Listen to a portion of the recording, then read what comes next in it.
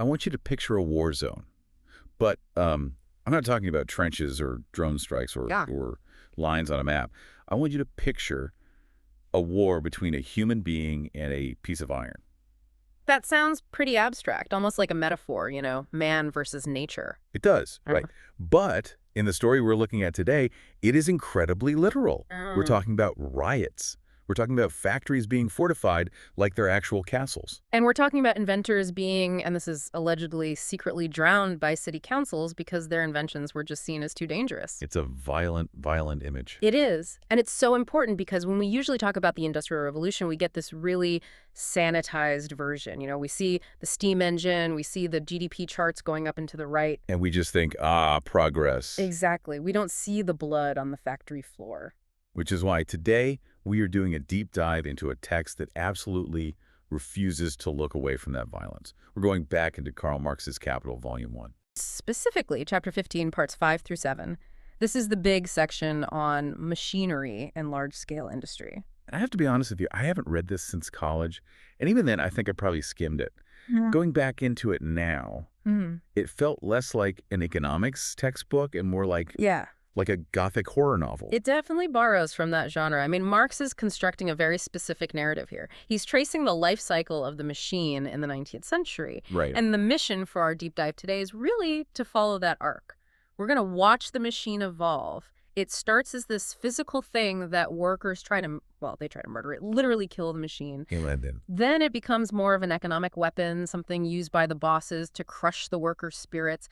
And finally, it becomes this global, almost monstrous force that creates these huge cycles of famine and disease. It's a happy story, is what you're saying. It is a harrowing story, but a necessary one, I think. Okay, so let's get into it. We structured this into 3 acts, just to keep it all organized. Yes. Act 1 is that physical struggle, the literal war on the machine. Act 2 is the psychological game, what he calls the compensation lie. And Act 3 is the global fallout, the industrial cycle. So let's start with Act 1, the war. Okay, so Marx makes a distinction right at the top of Part 5 that, honestly, it was a little confusing at first. He distinguishes between manufacture and machinery. To me, those just sound like synonyms. What is the actual difference he's trying to flag here? It's a really crucial distinction for his whole argument. You have to think of manufacture as the era of the workshop. Okay. You've got a master and you've got artisans. Maybe they're using complex tools. Maybe they're even organized in a kind of assembly line. But the worker is still the center of the universe. The worker's in control. The worker picks up the tool. The worker dictates the pace. If the worker gets tired, the tool stops. The tool is an extension of the human hand. So the tool is serving the human. Precisely. And in that world, the conflict is between the worker and the master.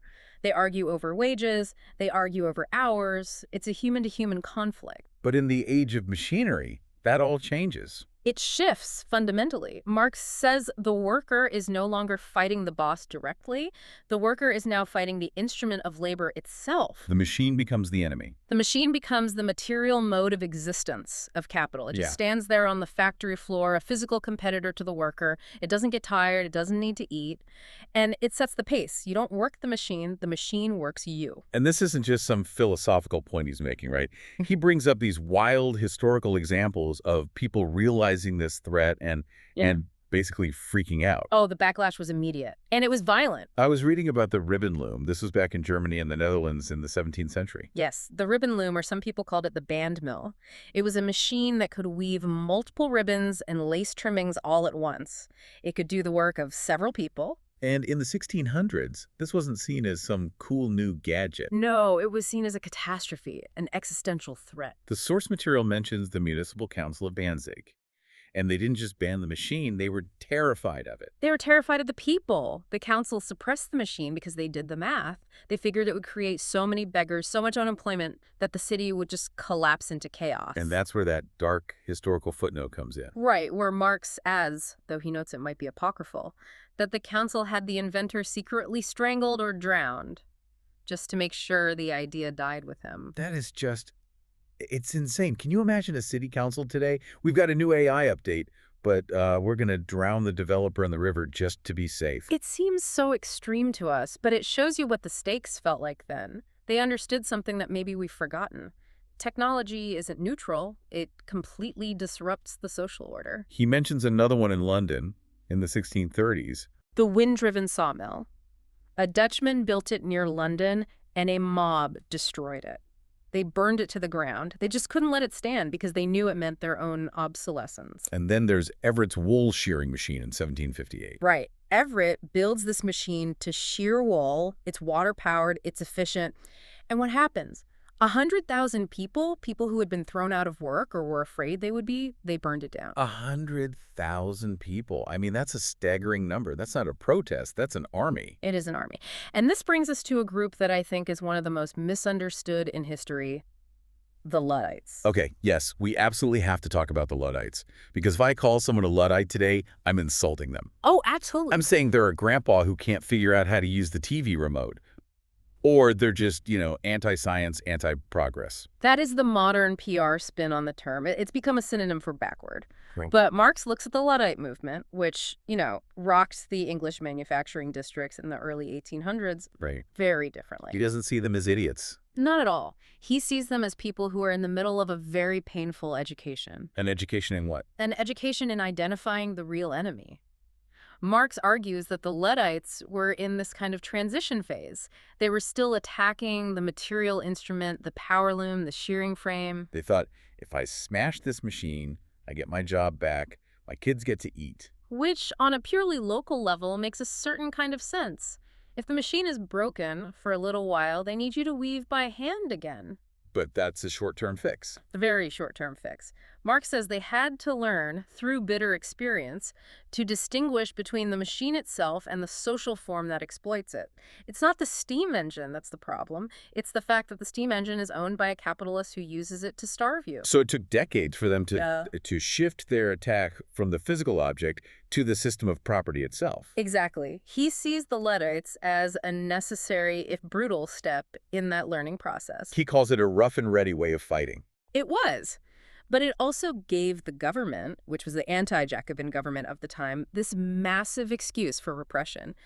They rolled out the army. They started treating machine breaking as a capital offense. So you could be hanged for breaking a loom. You could. Which brings us to the other side of this war. We've talked about workers attacking machines. But Act 1 really pivots when you realize the machines were being designed to attack the workers. And you don't mean physically hitting them. No, not literally. I mean the machine was a weapon of discipline, a tool of control. This is one of the most cynical and honestly fascinating parts of the chapter. Marx argues that capital didn't just invent machines to make things faster or better. They invented machines specifically to break strikes. To crush worker power. There's this quote from James Naismith. He's the guy who invented the steam hammer, right? A huge deal in the engineering world. A massive deal. And he gave testimony before a trades union commission in 1851. And you have to understand the context.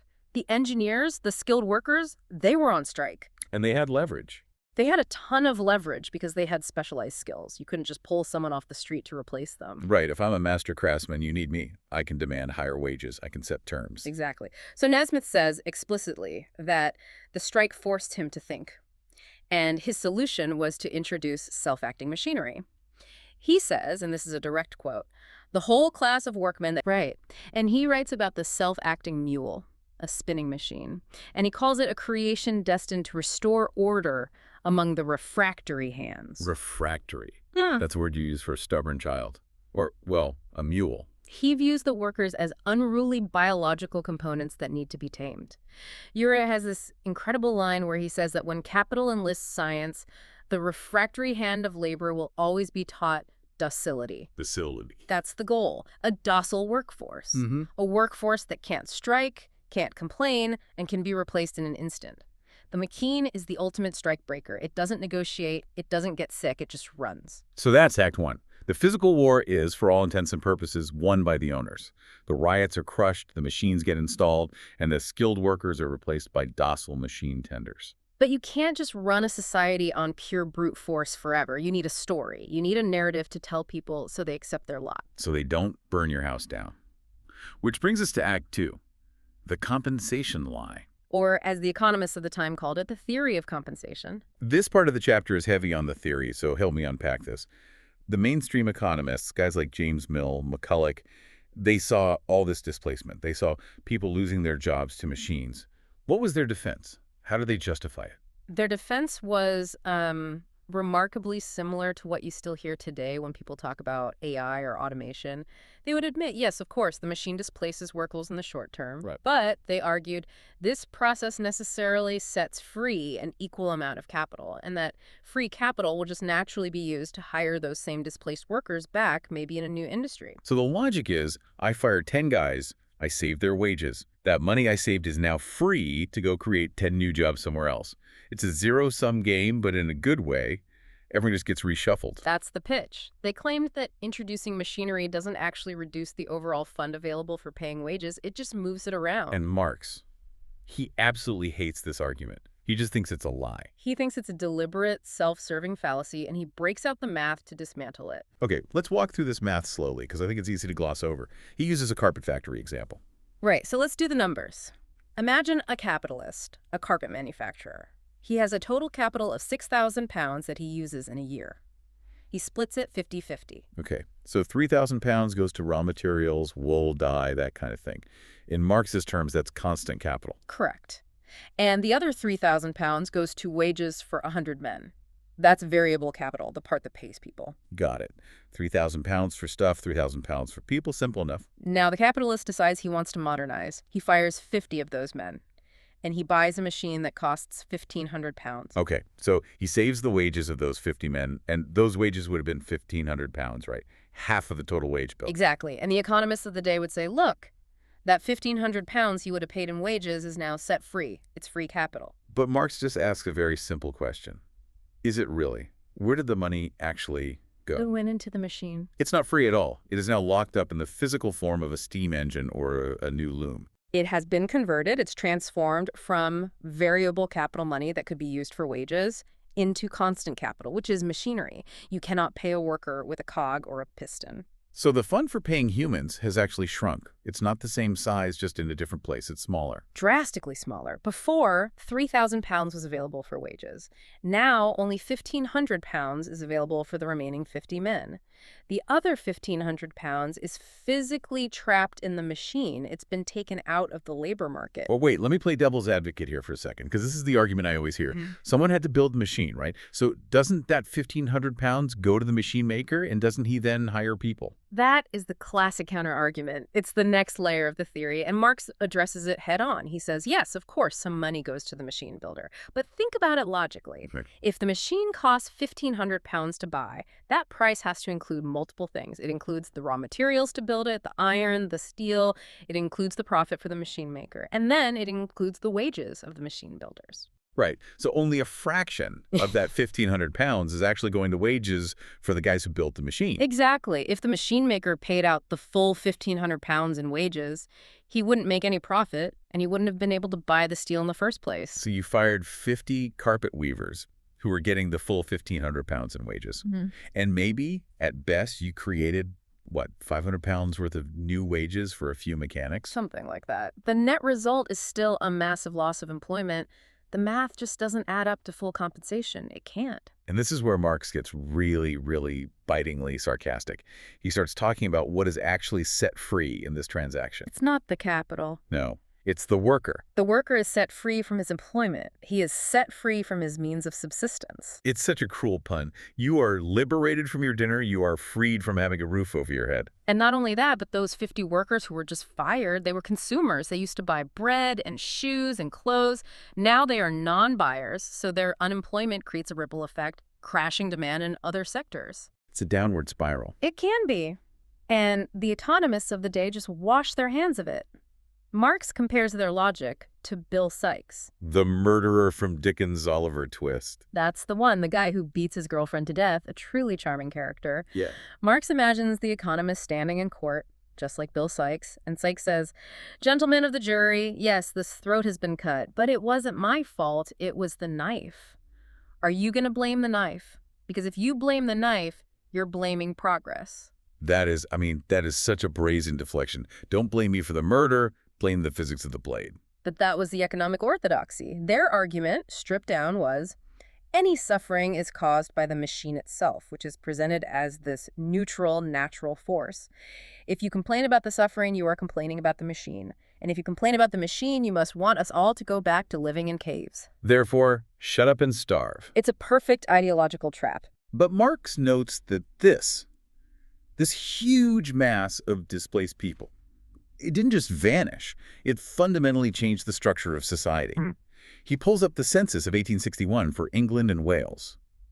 And this part, I have to say, this part really shocked me. The numbers are incredibly revealing. He starts by looking at the people working in the big modern industries, the engines of the economy. Right. So textiles, mines, metalworking, all the stuff we associate with the Industrial Revolution. Exactly. So textile factory workers, about 640,000. Miners, about 560,000.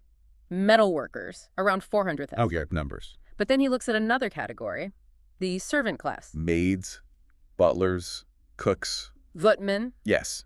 The unproductive class, as he calls them, who exist solely to serve the needs and whims of the wealthy. Do you know how many there were? The number in the text is 1.2 million. 1.2 million. So, let me just get this straight. There were more people working as domestic servants for rich people than there were working in the textile mills and the coal mines combined. Yes. By a significant margin. Marx calls this, with dripping sarcasm, the elevating consequence of modern civilization. That's unbelievable. The machine made production so incredibly efficient that it created a massive surplus population, a huge pool of people with no industrial jobs available. And since they couldn't work in the factory, where did they go? They went into servitude. That just completely destroys the whole technology creates more leisure time for everyone argument. I mean, they created leisure for the factory owner, who could now hire 10 servants. Of course. But for the working class as a whole, it just turned them into extras from Downton Abbey. It created a massive bifurcation in society. A smaller, hyper-productive industrial workforce, and a massive army of domestic slaves serving the people who own the machines. It really makes you think about the gig economy today, doesn't it? I mean, how many people are driving Ubers or delivering food, essentially acting as personal servants for others because the traditional manufacturing jobs are gone. It's a very, very parallel dynamic. The servant class has just changed its uniform. So we've had the physical war in Act 1. We've had the economic gaslighting in Act 2. Now we have to move to Act 3, the global cycle. Yeah. Because the machine doesn't just change one factory. It changes the rhythm of the entire world. This is where Marx really zooms out. He starts talking about a dynamic he calls repulsion and attraction. Which sounds like a physics concept again. It is. It describes how the industrial workforce moves. The factory is constantly repelling workers. That is, kicking them out, making them redundant because of better machines. Okay, that's the repulsion part. But at the same time, it's also attracting them. As the system expands into new global markets, it needs more bodies, so it pulls workers back in. So you're hired, fired over and over again. Exactly. And this relentless cycle of repulsion and attraction creates what he calls the industrial cycle. Before this era, life was, it was mostly seasonal. You worked with the harvest, with the seasons. A natural rhythm. A natural rhythm. But now, life is determined by the anarchic whims of the market. And you have these distinct phases. First, feverish production. Everything is booming. Factories are running 204/7. Then, a glut. Too much stuff gets made. The market can't absorb it. Which leads to a crash. A crisis. Okay. Then stagnation. And then eventually the whole thing starts all over again. It's the boom and bust cycle. I mean, we're so used to it now, we just see it as normal. But Marx is pointing out that this was a new kind of horror for people. And it's a horror that relies on the world market. An event on the other side of the planet can destroy your life. If the market in China or India or America sneezes, the worker in Manchester starves. And there is no better example of this. And this is where the text gets incredibly graphic and dark than the cotton famine. The cotton famine of the 1860s, the context, of course, is the American Civil War. Right. The Union Navy blockades the South, and the supply of raw cotton to England, which was the absolute engine of the British Empire at that point, it just stops. Supply lines are cut. So what happens? Did the mills all just shut down? Some did. But Marx details what happened to the workers who kept their jobs. He calls it experimenta in corpore vili. My Latin is a bit rusty. What does that mean? Experiments on a worthless body. Oh, that's grim. It's horrifying. He says the manufacturers treated their workers like frogs in a laboratory dissection. Since they couldn't get high-quality American cotton, they switched to cheap Indian cotton. specifically Surat cotton. And I'm guessing Surat cotton wasn't as good. It was terrible. It was dirty, it was short-fibered, it was incredibly brittle, and Marx describes the sheer sensory experience of working with it. He talks about the smell. When they cracked open the bales, the smell was so intolerable it made the workers physically sick. Just from the smell of the raw cotton. Yes. And then there was the dust. It was full of dirt and seeds, and it filled the air in the factory. The workers developed bronchitis, skin diseases, inflammation of the throat. It was physically toxic to be in the room with this stuff. But they had to work with it. They had no choice. None. But here's the really insidious economic kicker. The Surat cotton fibers were short and weak. They broke constantly. Now, you have to remember these weavers are paid by the piece. They're not paid by the hour. No. They get paid for every yard of cloth they successfully produce. I see exactly where this is going, if the thread keeps breaking. The loom stops. You have to stop, find the ends, tie the knot, reset everything. Marx says the machines had to be slowed down drastically just to function at all. So a worker who was making, say, 20 shillings a week before the crisis suddenly found themselves making 8 or 9 shillings. For the same hours, in worse conditions, for less than half the pay. Yes, and you'd think the manufacturers might say, hey, sorry, the raw material is garbage, we'll bump up your piece rate to compensate. But they didn't do that. They did the absolute opposite. They fined the workers. Wait, they fined them for it? There was a system of fines for defects in the finished cloth. If the cloth had a gap or a flaw, the worker was docked pay. But the flaws were being caused by the bad cotton that the owner himself provided. That is gaslighting on an industrial scale. It's like saying, here's some rotten wood, now build me a perfect table. Oh, the table is wobbly, you owe me money. That is precisely the logic. And it gets even more predatory. Many of these workers lived in company housing, owned by the factory owner. Of course they did. The mills were only running maybe 2 or 3 days a week, but the rent was fixed. So the owners deducted the full weekly rent from the partial wages. Marx quotes one report about workers ending up with literally pennies left over after a full week of labor. They were completely trapped. There was no way out. They were, but the capitalists, factory owners, they found a way to thrive in the crisis. Have you ever heard of sizing? Marx calls it Fortunatus's purse, which is like a mythical magic bag of endless money. What is sizing? It's adulteration, pure and simple. The Surat cotton made thin, flimsy yarn, so to bulk it up and add weight, the manufacturers started soaking the yarn in this disgusting mixture.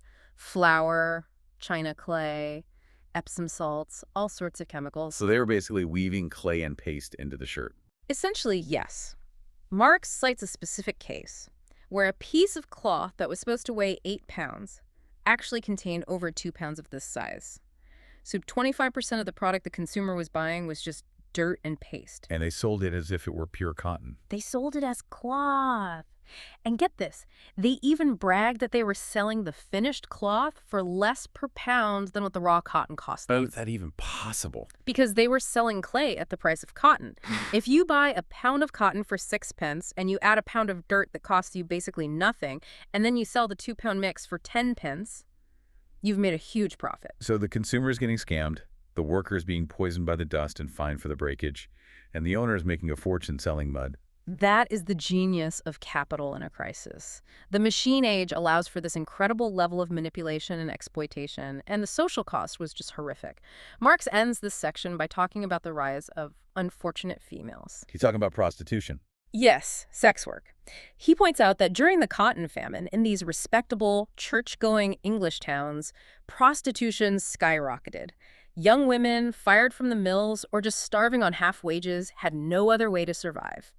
He quotes a police report from the town of Bolton that says, there were more youthful prostitutes in the borough than I have known for the last 25 years. That is the grim reality of the industrial cycle. It's not just a line on a graph going down.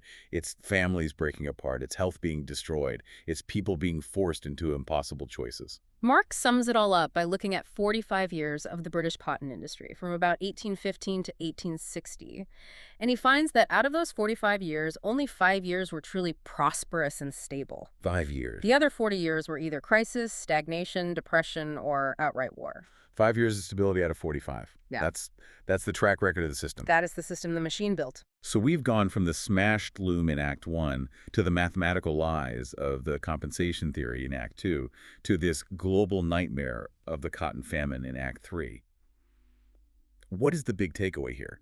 because this is really heavy stuff. I think the single biggest takeaway is the concept of insecurity. Insecure. Marx is showing us that in this system, the system where the machine dominates the worker's very right to exist, becomes conditional. You are an input, and you are a disposable input. You're a component that can be swapped out. The machine, which possesses this incredible power to shorten labor and enrich human life in this specific social form, becomes a source of ruin. It becomes the thing that makes your life precarious. It's that constant feeling that the floor could drop out from under you at any moment. That if the market shifts or a new software update comes out, you're done. Exactly. The worker has to terrorize nature to produce for the system, but the system terrorizes the worker to generate profit. Yeah. And even though we don't have the cotton famine today, and we have, OSHA and labor laws, that fundamental anxiety, that feeling that you are serving the algorithm rather than the algorithm serving you. Oh, I think everyone listening feels that on some level. We all feel like we're running on a treadmill that's moving just a little too fast and we can't get off. That is the legacy of Chapter 15. The war on the machine never really ended. We just negotiated a very fragile ceasefire. On that uplifting note. No, but seriously, this puts so much of our modern anxiety about technology into a much longer historical perspective. This isn't new. We've been fighting this same battle for 200 years. And we're still figuring out how to win it. Well, that is all the time we have for this deep dive into the Gothic horror of capital. We'll be back next time to unpack another text that helps explain why the world is the way it is. Thanks for listening.